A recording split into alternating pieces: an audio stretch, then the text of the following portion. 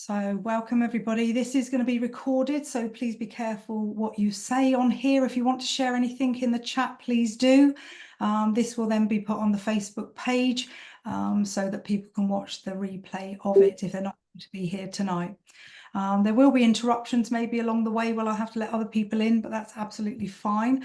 And some of you know me, some of you don't. So I'm Lottie, I'm a sex and relationship therapist, and I do this live on the last Tuesday of every month for free because I want to, and I like to talk about the things that I work from a perspective of where I work from, and to give other practitioners an idea of different ideas, thoughts, processes that we can share together. So that's how this has come about, and we share that on the Facebook page for everybody to listen to later on.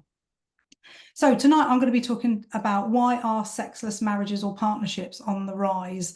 And I'm not going to be talking about it from the perspective of something's wrong, like, for instance, the menopause or the dysfunction or pain or anything like that. I'm coming from it from an angle that actually the two people are able to have sex, but for some reason along the way, one or both have decided to switch off from it.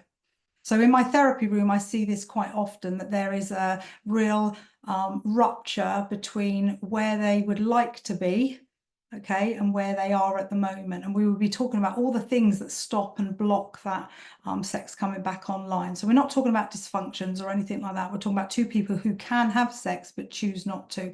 And we are, as a therapist, I'm finding that the loss of that is impacting on whether people are going to be able to stay together or not.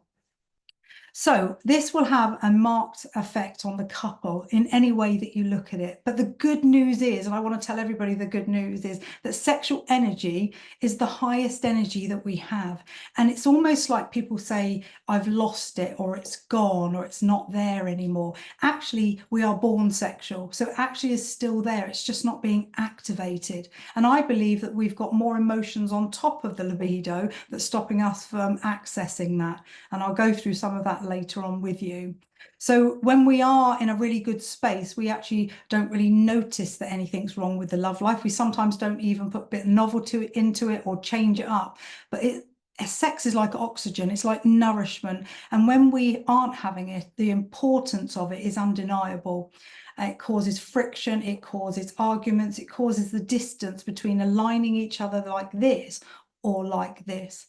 And it goes on. We're talking about years, not months. So when people come to see you in therapy or as a couple, they are probably talking about years, not months. So how can we stop this chokehold of this happening to our clients? And if it is happening, what can we do about it? So we're going to unpack how we look at the root causes of not having sex, and how that looks, for example, is, and this is all the things that have happened in my therapy room. So seeing sex as a chore. So I was speaking to somebody the other day. Oh, I've just come back online there again. We'll just ignore that for a minute. Where was I? Bear with me. Yeah, looking at the chores. So I made a list in my head when my couple were here, and I said to them, does it feel sometimes like you are on your way to bed together? So it feels like a chore. So you're brushing your teeth, you're having a wee, you're washing your hands, and then a sexual act's got to happen. It feels like it has to. So there isn't a negotiation about it. There doesn't feel like there's been a conversation about it, but it feels like that's got to be part of the routine of what's happening. And this is not consensual in my world. It's actually your body is consenting to it, but really your brain is going, it's not what I want to do. I want to talk about how this would look like, or we'll be talking about not talking about it because it's too awkward. And if we talk about it, it leads to us having sex, which we might not want. So we've got a real dilemma here that actually people are not talking about sex in their relationships, which is what we need to start getting them to talk about. So one of the things would be it looks like a chore.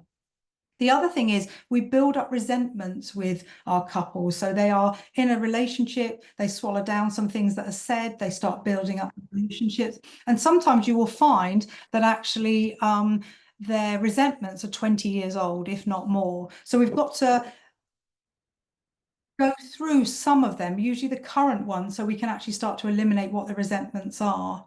We're also looking at lack of respect.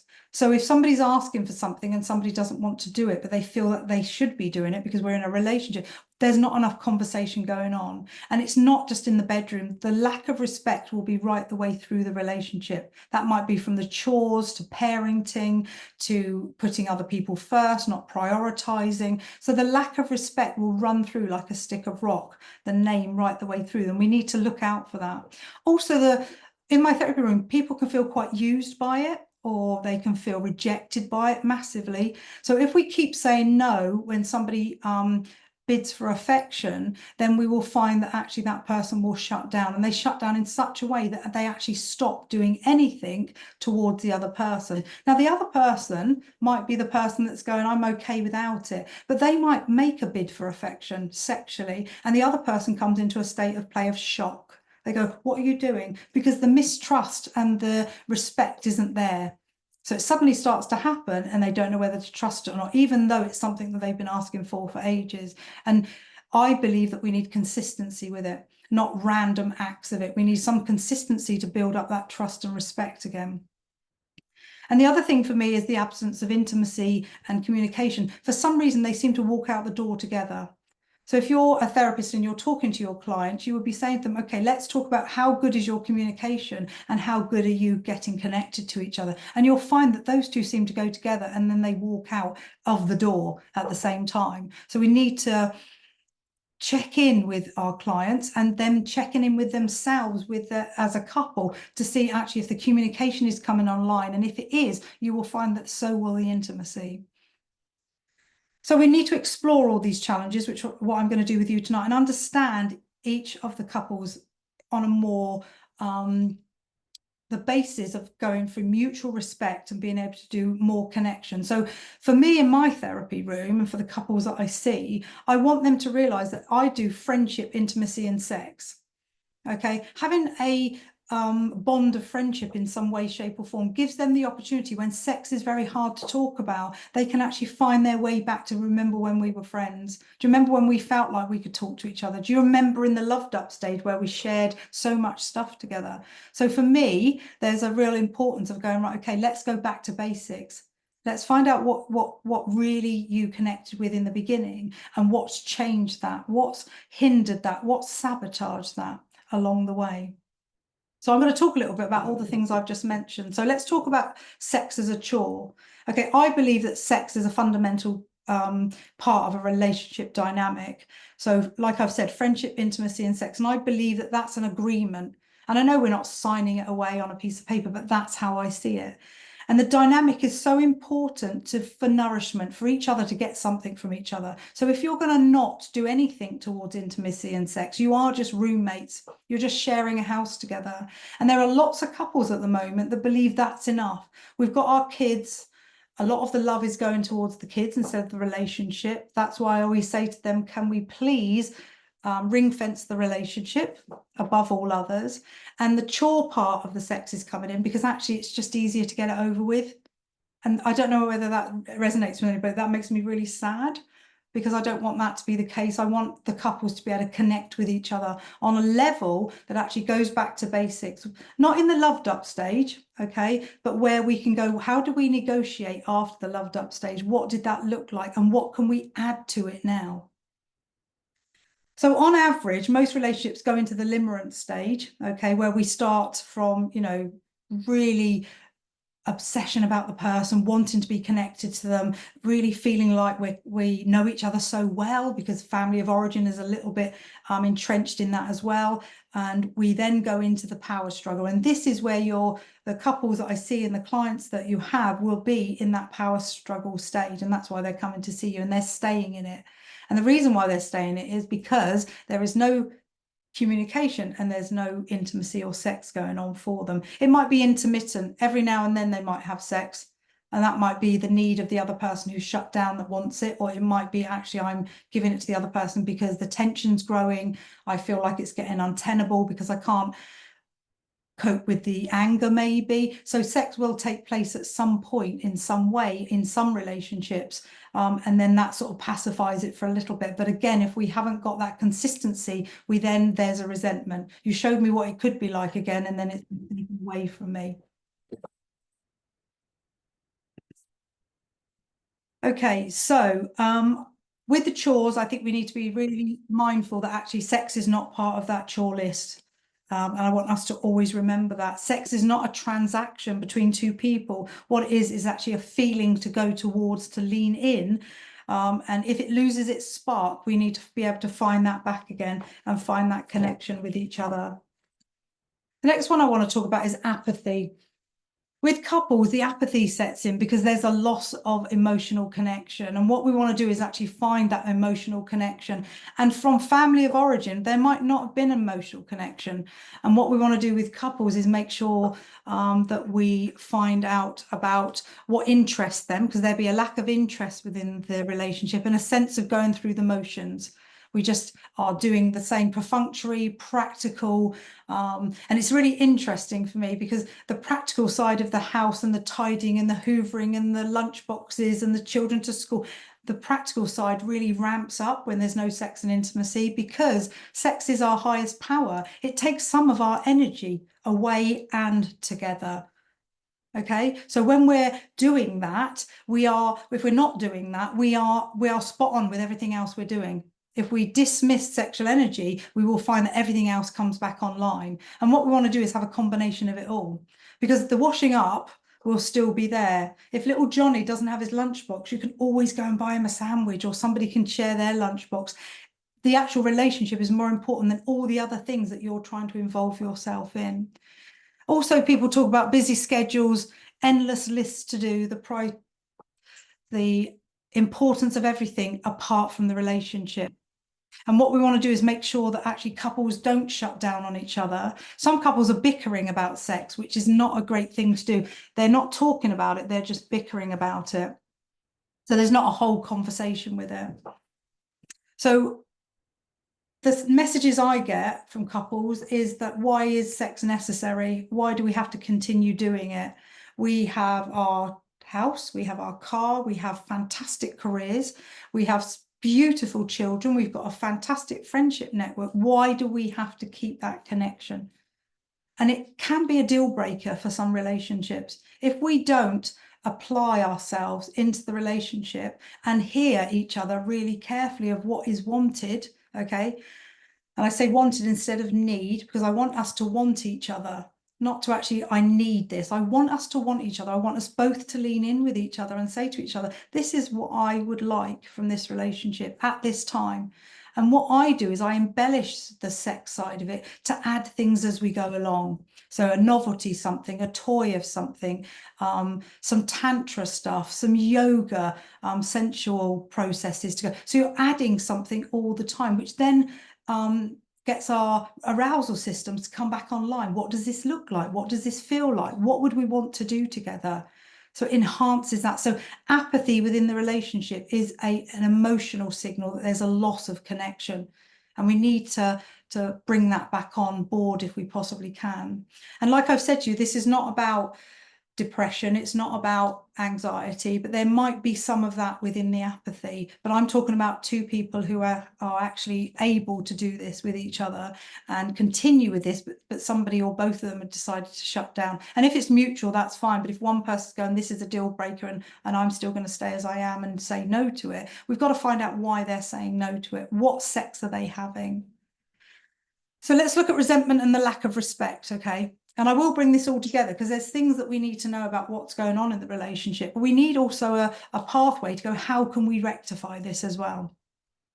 So resentment builds up, like I've said, over 20 years. So I'm only really looking at the current stuff, because if we go back 20 years as a therapist and as a couple, you will be talking and bringing up and being angry about the resentments for the rest of your life. So I want us to really think about how our partner feels unseen and unsupported when they bring up something that is really bothering them. So the resentment and the lack of respect comes from not being listened to. How can I tell you how I feel? And I want to share this experience with you of hurt.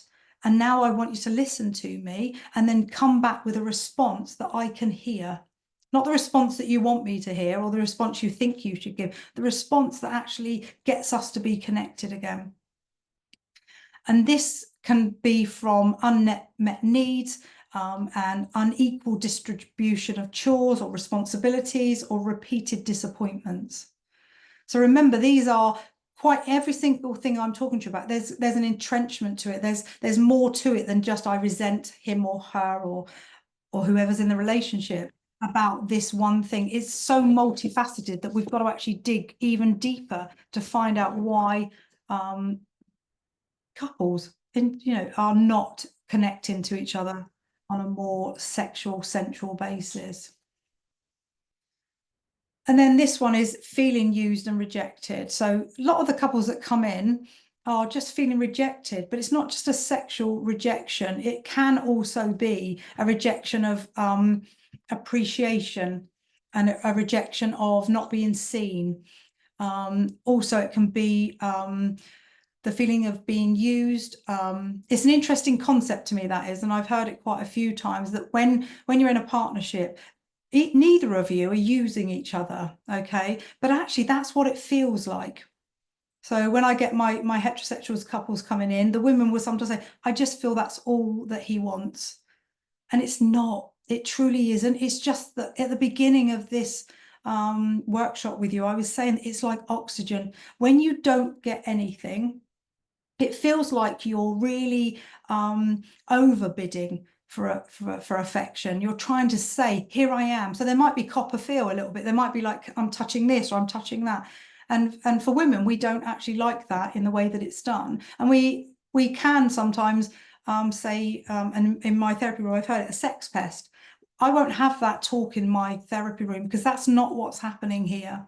Okay, it's a bid for connection that's really clumsy. But if there's nothing going on whatsoever, okay, then it feels like you can't breathe.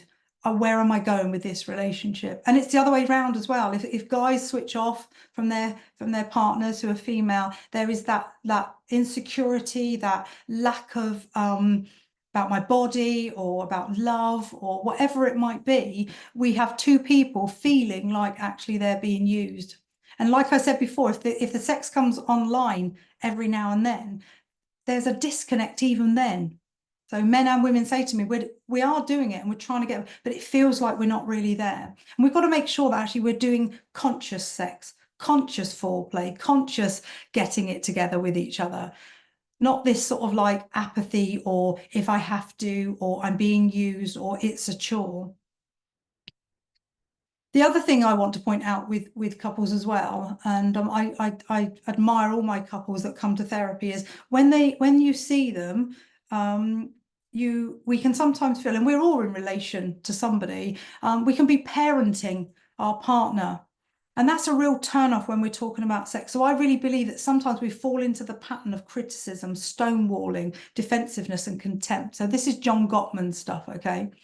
So when we're in a relationship and we're noticing that actually critical processes are happening, conversations are happening, you never do this and you never do that, or I wish you could.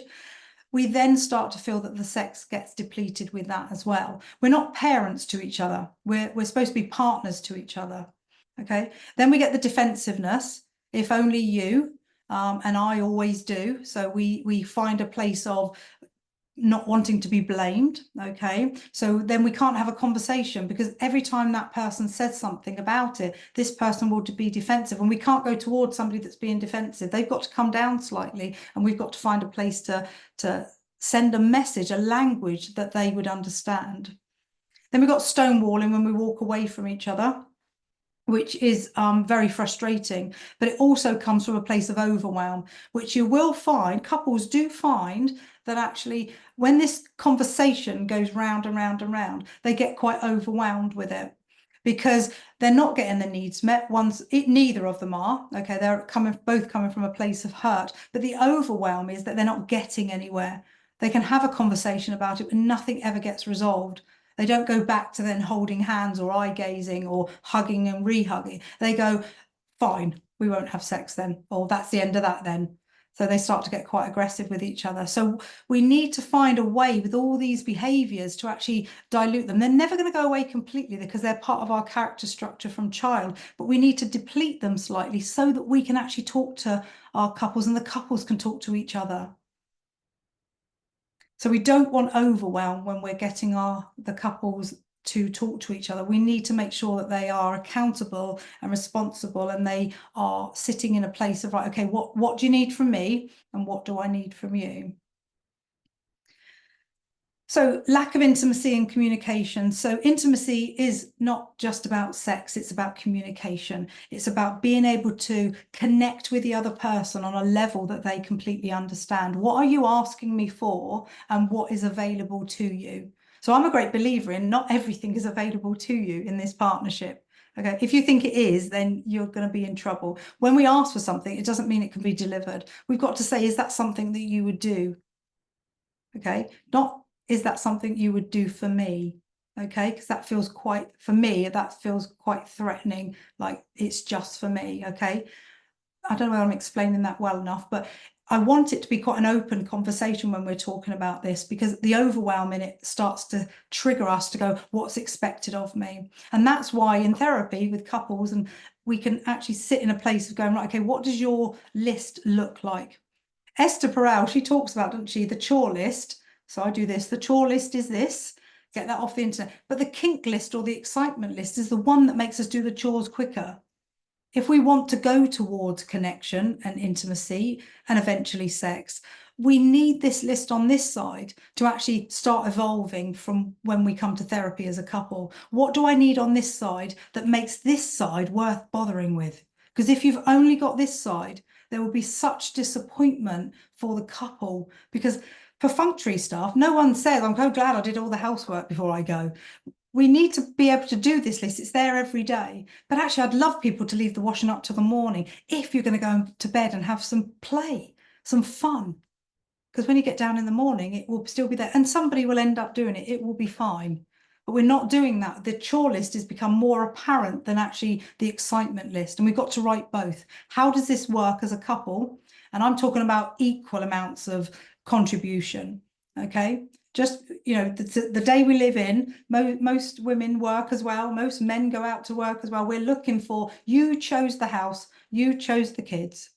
You're doing this as an equal partnership, that part of it. And then you've got your careers on top of that. And I'm not saying it's easy, but we've got to get the chore list off of the internet, get them to write down what is part of their household. Then they've got to share that list. And if for any reason on Thursday, Johnny can't put the bins out, okay, then he has to share something with Lisa to be able to come over and go, right, okay, I can't do that. I'll take something of yours. So we're sharing that list. Nobody needs to be in control of that list. And that's when I talk about mental overload. If we feel that we've got mental overload with all the things, I could do a list, you know, the kids and the family and the lunchboxes and this and that, whatever your list is, we then won't go towards sex or intimacy. That will be the last thing on that list. Even if you've got somebody to make a list, they probably wouldn't even put that on their list as part of their partnership with each other. And that's what worries me. I don't think we're even doing that. I do a relationship vision with my couples, and I think it's really important that they write down for themselves what they want as an I. Okay, so what I'd like for me to share with you is this.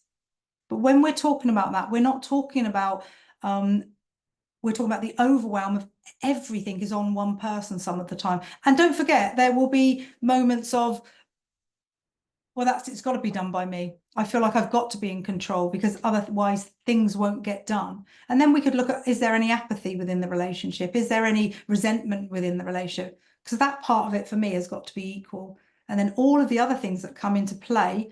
So talking about each other's careers, how we do that. So the I is, how can I support you and you support me in that I vision? Yeah. So for instance, one of my clients said, I want to go to Bali for 3 weeks to learn yoga.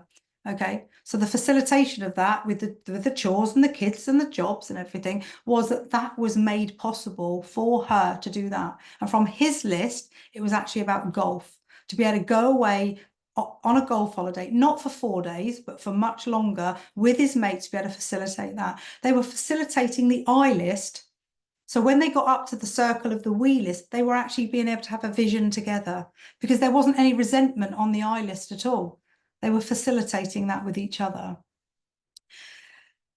So we don't want couples to parent each other. We want them to support each other. The John Gottman list is really important to look up, because actually if those 4 critical behaviors are actually acting out within the relationship, it will be a point of contention. It won't be a good thing. It'll be a point of contention. On the other side of the list is the antidote to being able to soothe those bruises and calm yourself and be less defensive. The one we're looking out for is contempt. So some of the couples I've seen this week have been in contempt with each other because the lack of intimacy has been too overwhelming and gone on too long. So we need to really pull them back from that and start getting them to communicate with each other. So I want to talk about differentiation. I've talked about it a little bit here. Differentiation for me is I am me. Okay. Oh, hello. Bear with. Excuse me a minute, I've just got to do this. Can you all see me? Sorry, my light's just gone out. Let's do this instead. Okay, 1 second.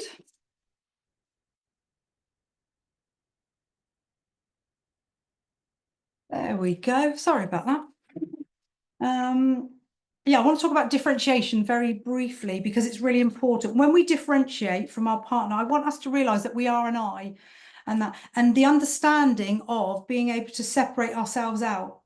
Okay, usually, and we're not talking about this tonight, usually we feel very differentiated when there's an affair. We realize that we're actually an I, and the we is slightly different to what we thought it would be. But I want us to come into an I perspective very, very soon in a relationship, so that we can actually go, I've got my aspirations and you've got yours. And this gives the opportunity for the relationship to value each other as a separate being. Now, when we're talking about sex, that's really, really important, because it's like, we like this, don't we? We've always done it, and this is how we've done it. I want us to separate that out more, because the opportunity for us to sit with a couple, and if we do separate sessions with our couples, it's really, really useful, because we can say to them, what would your list look like? And what would their list look like? So we can bring that together. And I talk about alignment all the time. We don't want to be like that, which is codependent. We want to be like that, so that we've got enough room to move about. But we don't want to be like that we've separated so much we can't find our way back again. So the differentiation is about bids for connection. It's about knowing that I'm me and you're you, and actually there's a difference between us, and giving the opportunity to express our love in different ways, and that's okay. So we talk about the love languages. Okay, what is your love language? What is mine? And how can we cross those over to actually understand each other a bit more? But the bids for connection, okay, are attention, being seen, heard, validated, and being able to have all of those in place as a couple, so that we can be seen, be heard, be validated when we're talking about our feelings. And I find with the couples that I'm working with, they will say something, they will say something, they will say something. I think this week has been really interesting, because I've actually said, can we stop the stories? Because as a therapist, I need to have an intervention, but there would be story, story, story, story. And I said, right, okay, we're going to do one story and then one response. And then what was the response sound like, and what did it come back as? So that we can really slow that process down.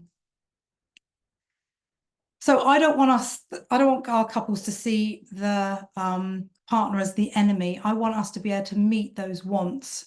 I want us to look and recognize that actually the humanness of being able to connect with each other is just really, really important, and giving us a dynamic that is, I'm going to say, different to other people. Okay, I like the thought of when you're out with your friends and you are so connected that you see each other. So from being distanced across the room, and you make eye contact with each other, that little nape of the back where you, as you walk by, you touch your partner, you say, I'm here, I'm connected to you. That little gaze every now and then, there's such quality in that, and that brings us to the warmth of the relationship, to be able to engage with the relationship, to be able to go, when you are on your own, what was that like for both of you? How did it feel that you were so connected? kissing each other in front of other people, being that connected with each other. A lot of couples just don't do this. And I want us to really embed all of this with couples that, you know, come on my workshops, come to therapy, come on this workshop. I want couples to really start realizing that actually we have monotony within a relationship, okay? Unless we ramp up the arousal circuits, it will be monotonous. It's just flatlining, okay? Then we've got mortality. We get to the stage where we're going, I'm this age. What does this mean for me? Does this mean that I've committed to this relationship, but I'm not going to have sex? That's a shutdown on it, and there's nothing for me. Do I stay or do I go? How do I make that decision? Okay, then we've got mindset. What is the mindset of us all as in partnerships and in partnership with ourselves? What is the mindset of how I'm thinking about the life that I'm leading? What do I want in it? And, you know, you can read everywhere the health benefits, but it is so true. Sex is such a health benefit with all the chemicals that we have. So vasopressin, oxytocin, dopamine, estrogen, testosterone.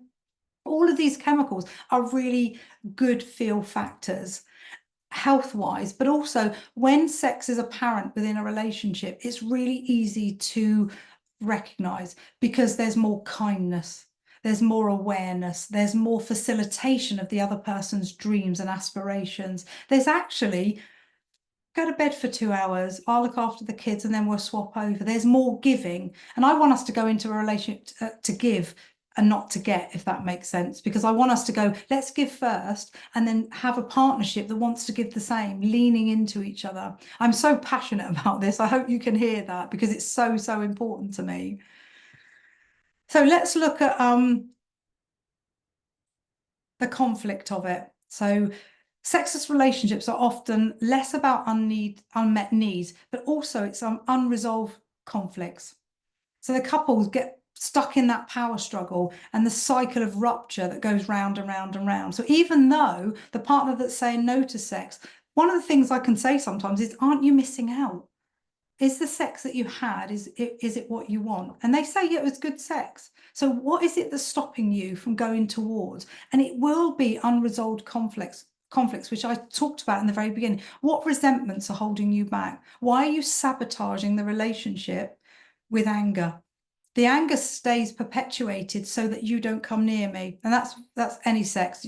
So if I keep this anger up about where I am with it all, and you're resenting me and you're not good to me and there's no warmth and you don't care about me, we keep the anger up, even if the other person is trying to make a bid for connection and affection, we still keep the anger up. And it's saying to the other, you know, I'm evidence-based. It's saying to the person, I'm not going to have sex with you. And I want the couples to really realize that actually the evidence is that she or he is not going to have sex with you. And the underlying core belief is, what is it? What is the underlying core belief? Is it because you're seeing your partner through a different lens now? When you first met, the loved up stage and then the power struggle, we're supposed to come out of that. So we come to a place of what they call, Harville Hendricks calls real love. So where we choose to be negotiable, we choose to have certain ways about us that we do. And then we need to do a review and go, that worked then, where do we go to next? But the conflicts are stopping us getting back into a place of connection, loving, caring. You know, a lot of people say, all I want is to be loved. And my question is, are you loving? Just think about that for a minute. I want to be loved. I want this. I want attention. I want to be seen. I want this. How loving are you? When you've got this person here being defensive, it's quite difficult to go across and say, I love you. It feels a bit scary. Okay. So what we've got to do is actually, what am I putting in? So I always look at the table. What are you putting on the table that can bring this relationship back together? So we are looking at the conflict. Now, conflict is growth trying to happen. So when my couple say to me, we're rowing, I'm like, good, love it that you're rowing. Okay, let's find the energy of that rowing and let's use it differently. How can we get the couple to really think about, what am I rowing? What am I arguing for? What do I want from you? And I say it as plain as that in my therapy. What do you want? What at this moment, at time when you're doing all the fluff and you've gone through all the resentments and all the things I haven't done, what would you like from me right now? It's a great response because the person is slightly whoa, and goes into this place, not the story again, but goes, I'd like you to actually, whatever it might be. And that response is so powerful, because the person who's just asked that question, what do you want from me, has got to be able to then go, let's talk about that then. Not say, well, I want the same. I've asked for that before. What we're doing is actually one conversation at a time. So I'm sure you've heard pseudo listening. We all pseudo listen. There's a radio on and telly on, and somebody's talking to us, and we go, yes, yes, no, maybe. We're not actually quite sure what we've said yes to. So we need to make sure we're not pseudo listening in a partnership. Stop, slow down, and give your partner the opportunity to say, this is what I'd like right now. And we're talking on a sexual realm here. What would you want right now? And it might be, can we slow the conversation down? I'm being asked too much. Can we just slow it right the way down? It might be, I can't think of anything I want at the moment, but can I? I want to, but I can't at the moment, because this conversation becomes very awkward. It's not an easy conversation. Some people are quite natural at talking about sex. Other people don't find it a natural place to go to. So we have to really be mindful of that as a therapist and as a couple together, how we approach this so that people aren't overwhelmed. Sometimes the language we use won't sit with them properly. And as the couple, I don't like it when you say that about me. So for instance, I'll give you an example. Compliments. If somebody is not au fait with their body that much, but they're being asked to have sex, we need to look at body image. And actually, if the person's going, I love this about you, I love that about you, I love this about you, it can be overwhelming. It's almost like, what do I need to do? What am I being asked for?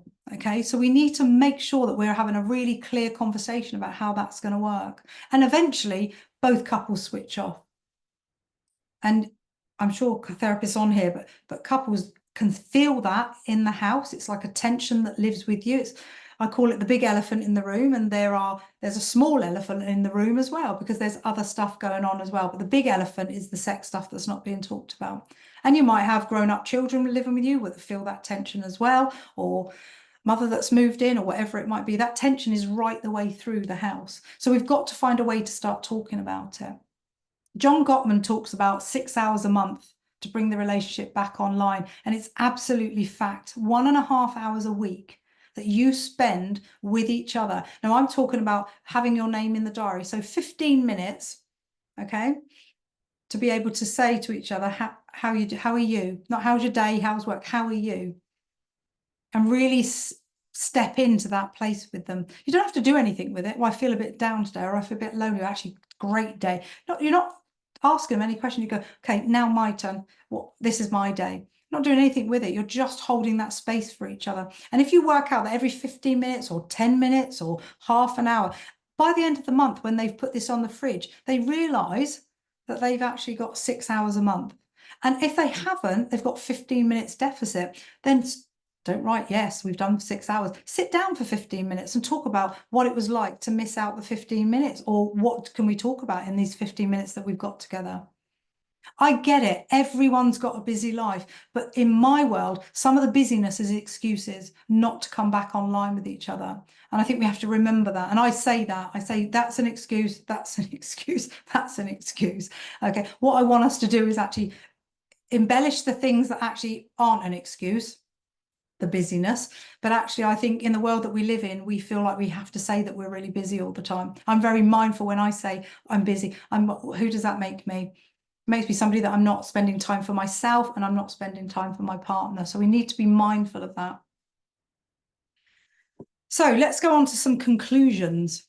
Okay, if you want to put anything in the chat, anything in the chat's really useful for me, and I will read it afterwards, and we can talk about it next time, or bring it up, but also anything you want me to talk about as well. So let's find some things that we can do a conclusion with this, okay?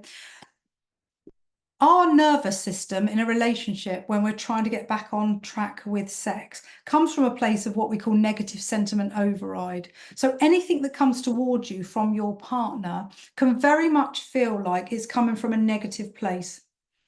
Yeah, so we haven't got much respect, we've lost trust, It feels like I'm going to get rejected. I'm not sure whether this is safe. Okay. It will come from that negative sentiment override. So all the communication becomes quite contemptuous. We're not trusting it at all. So we've got to find a way of actually recognizing a true bid for connection.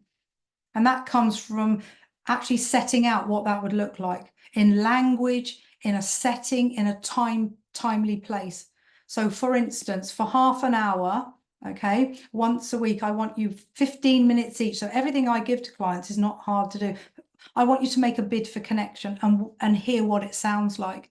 Because if the bid for connection is just random all of a sudden and nothing's happened for months or years, it feels dangerous. It feels unsafe.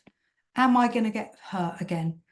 Okay, and that's what a lot of couples say. Am I going to get hurt again? I'm really scared to go forward. So that negative sentiment override is very, very strong in our bodies, in our nervous system.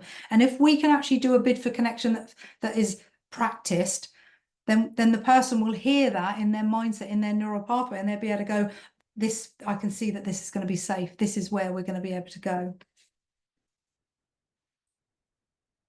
So just want to talk about empathy for a minute. Okay.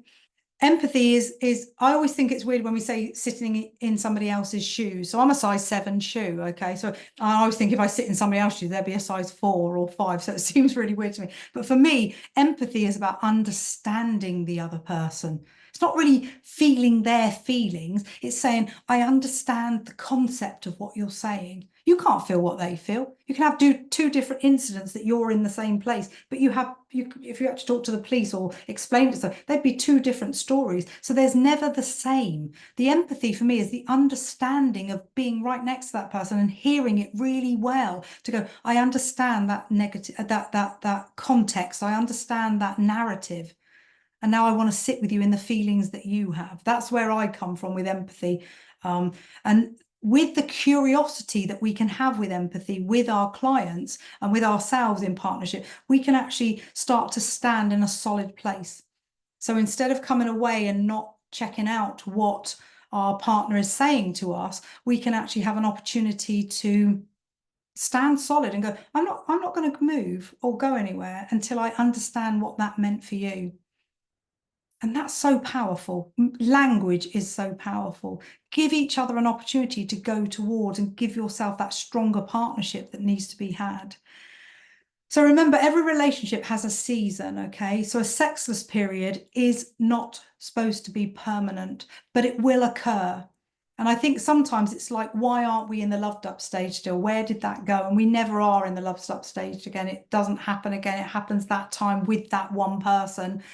It only happens again if there's another person, okay? So this permanent part of us shouldn't last. It should actually be able to facilitate going forward when we've come out of that power struggle. So what I want to talk about, like I've just said, is about communication is key. Open communication, and what does that look like? So Socratic questions. Never ask a question that ends with yes or no, because it just kills a relationship, kills a conversation. What we definitely need is open questions. Okay, what has it been like for you since we haven't had sex for months? What has it been like for you? Okay. We want to create check-ins with each other. How is this relationship going? On lots of levels, but the sexual level has to be included. How do we redistribute the mental load? Okay, that's coming into the therapy session a lot. How do we do that? We need to say, right, okay, what do you feel that you're holding that you want to, or what are you holding that you feel that you have to? What is this person holding? And does it feel enough on this side, or does it feel like you've done as much, but it's not recognized? So we've got to make sure that the mental load is as equal as it possibly can be. We want to cultivate intimacy beyond the bedroom. It doesn't just happen in the bedroom. I want us to do lots of things in different places. And that is touching randomly when we start to build that trust. It is actually being cheeky with each other, playful with each other. And all of that will lead to the bedroom. And I don't want us to be in a position where all that feels really nice. And then we get to the bedroom, we choose to sabotage it with an argument, which is what a lot of couples end up doing. I want to do this bit, but I don't want to do that bit. Don't argue about it. Go, I want to do just this. So I don't want to have penetrative sex, but actually I would like us to do this together. Say it as it is. And we've got to teach ourselves and our clients to be able to do that with each other. We've got to address all the resentments. And when I say all, I mean 3 each. What's going on in your current relationship that goes cyclical? What is it that's going round and round and round? It comes back up again and again. And it might be a 20-year-old resentment that actually still playing out here. And we've got to, if it's still here, we've got to look at it, because the resentments can be diluted and then we can start to talk to each other in a more calm and loving way. Then rekindling closeness, what does that look like on many levels? Start small. Don't ever give a couple anything to do with going straight to sex. We've got to build that trust up again, that safety, that significance, and knowing that we're growing as separate people, but we want to be together to nurture that part of us. And then we want to explore fantasies, preferences, boundaries. How can we make sex fun, adventurous again? So heart and health, it's really good for both. Oxytocin, vasopressin, and dopamine, like I've said to you before. So I think it's really, really good to talk about that. But also I want us to learn to argue well. What do you want from me right now? What is it that I could do to help you feel like I'm with you on this? Because actually, I do believe that most of the people that come into therapy who are not having sex do want to have a connection, and the connection's got to start somewhere, but they don't know how to even start that. So our job is to really think about that. And couples, when I'm talking to couples, I want them to realize that actually this is a negotiation. Okay, when you get together, we're negotiating what this would look like. So I want to read 3 questions out. We're going to finish in a minute, that I think are quite useful. Okay, so in the next year, so this is for couples, I want them to think about it. In the next year, if the next year looked exactly like the last 2 weeks, would you be proud? So if the next year looked exactly like the last 2 weeks, would you be proud? So if you're not satisfied how you've spent the last 14 days, imagine what it would be like for the next 365 days would be the same. It is time for change for couples, to bring back unity, to bring back community, to bring back the family values, I do believe. And I think if we want to bring back that spark, we do have to feel the pain of what we're going through to actually connect back with each other. Okay, that's my first question. If the next year looked like exactly like the last 2 weeks, what would you be proud? The other one is, what's the cost of staying exactly where you are right now? What's the cost of that? Okay, complacency comes with the steep price tag, missed opportunities and regrets, and the slow decay of the potential of both of you, both couples. Your dreams and aspirations, the I that you already were and the we that you've become, if we continue this complacency, how would we ever get to the growth that we both need as individuals and a couple? So complacency and apathy, they're sort of hand in hand, really. We've got to find out, what would the cost be for staying the same? And the other question is your daily routine getting you closer to your dreams or keeping you stuck? Okay, your routine either propels you to bigger things or it propels you to stay where you are. So having arguments about the chore list all the time is perpetually keeping you where you are. Okay, that's not the value in your relationship.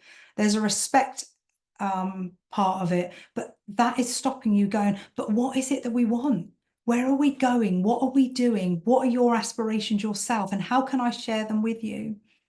So making excuses or lack of time or I'm too tired or all of these things will stop our dreams from coming true. So I want you to think about that. We want couples to ask themselves those questions together, but also as therapists, you know, sitting in that place and working with couples, where are we getting stuck? Where are the couple not being able to go on further? So I got this out of a Facebook today.